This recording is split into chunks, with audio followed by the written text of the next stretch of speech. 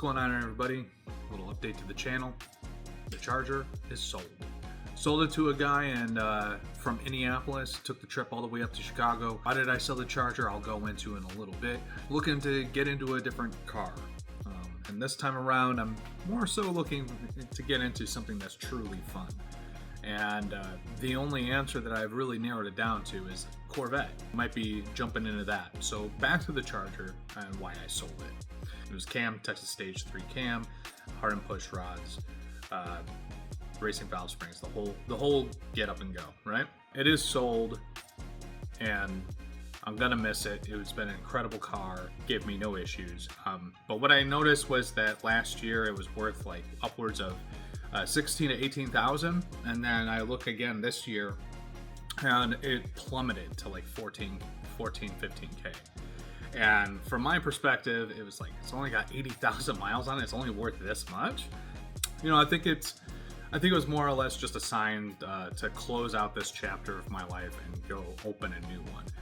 Not only that, it actually created a vortex of moving money around where like it actually freed up a lot of budget for me. I'm actually in way better of a financial situation than I ever was. So if you're in the Indianapolis, Indiana area and you see a 2013 Dodge Charger with the Thundercloud 3M wrap on it with a carbon fiber trunk on coilovers, you'll know exactly whose car that was. So now down to the nitty gritty on what initiated the purpose of selling it.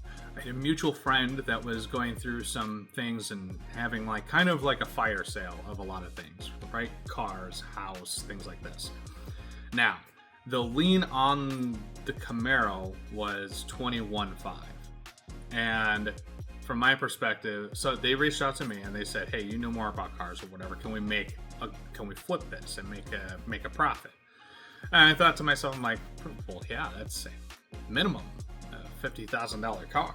So I went to go take a look at it. Battery was dead. I jumped the battery, started right up, but I noticed some like little tiny things wrong with it. Thought nothing of it. And I thought to myself, you know what? I'd probably buy this car because it's always been a dream car of mine to have a first-gen Camaro. That initiated my decision to sell the Charger to free up funds so that way I can purchase this car. Once the car was sold, I went out there and actually took a drive around. See, what I should have done in the first place is actually drive it around. No power steering. There was litany of suspension pops and bangs. There was some things going on with it that every single second that I was taking a look around the interior while driving it around the block a few times, I'm sitting there thinking, there's a whole lot more time and effort that needs to be put into this car than I have for it. There was a sense of, depressed feelings there, obviously because they had high hopes that I was just going to buy it outright and be gone, right? I thought this was really a get in and drive away situation. I didn't have a whole lot of mobile tools on me. It was kind of a awkward situation, but then I said, you know what? I feel bad that you had to pay off the lien just as like with the understanding that kind of like there was like a soft promise that I was going to purchase the vehicle. So I kind of felt bad about it. So I said, listen, I'll help you sell the car. Okay. I believe the lien total was 21.5, but they wanted to get something out of it that was beneficial for their time wasted to do all this. So I said, listen, let's do it for $23,000 because that was the price that I was going to pay. I was going to make it their worthwhile for going out of their way to get me that deal. Because I mean, $23,000 for a '68 convertible Camaro with really no body issues at all, no rust, no anything. I mean, there's people that are paying almost $30,000 for a rust bucket Camaro. I mean, I'm not joking. I mean, these cars are going up in value because they're highly sought after collector's items. And I mean, let's face it, it's America's favorite muscle car. I went home, I thought about it, I'm like, wait a minute. I know the exact person to bring this up to. And so that's when I called Alex with Legit Street Cars. I said, listen, I got a lead on this thing. I can't buy it because I don't have the time or money for it. And I'm wondering if you're interested in it. So he said that he would just go check it out, make sure that, he got all the details from me.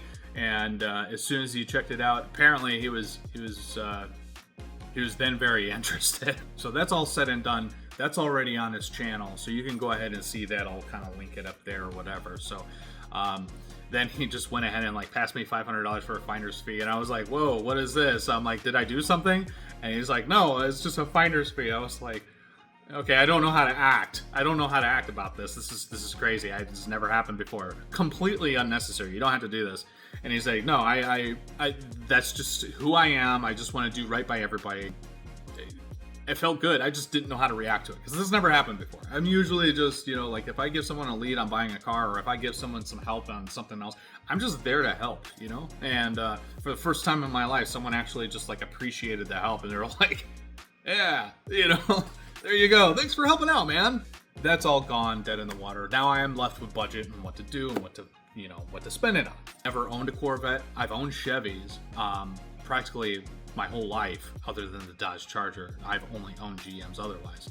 The Corvette, right out the gate, is a great looking car to begin with. So I think that what we're going to do is we're just going to focus on the appearance stuff, like to improve the appearance just slightly more to my taste. Those are the updates. So feel free to run over to Legit Street Cars to see the 68 Camaro progress. I think he's already made enough progress. He had to rebuild the power steering pump and refill it so that way it's not leaking and all this and that. He had some tools that I don't have access to, so I already right out the gate I could already tell that there's no way I had the time or resources or money to deal with any of this stuff. Myself, I'm more of a backyard redneck DIY. I don't have any kind of professional setting, no lift, no nothing. So for me, if I see something that's busted, I'm probably just going to replace the entire part altogether. I'm not doing a whole lot of unique, like using tools to like take it apart and rebuild it. So I don't have that kind of time or capacity. And that's why you don't see me with it. Like I said, it was a dream car of mine, but every second of driving it around, I just felt more and more problems and more money that I would have put into it, and that I don't have, honestly. Or that I don't want to spend on it, honestly. It was a fight. It was a fight between dream car. How much money am I willing to spend to obtain that? Or do I pass the buck off to someone else and then get into something else and maybe move around? I consolidate some of my money a little bit better. And that's the latter one, right? And that's just the gist of it. So this is just an update to the channel, and I hope you guys are looking forward to seeing the next vehicle, whatever that may be. It's highly likely 90% chance that it's going to be the 2005 C6 Corvette. Yeah, until then, we'll see you guys on the next one.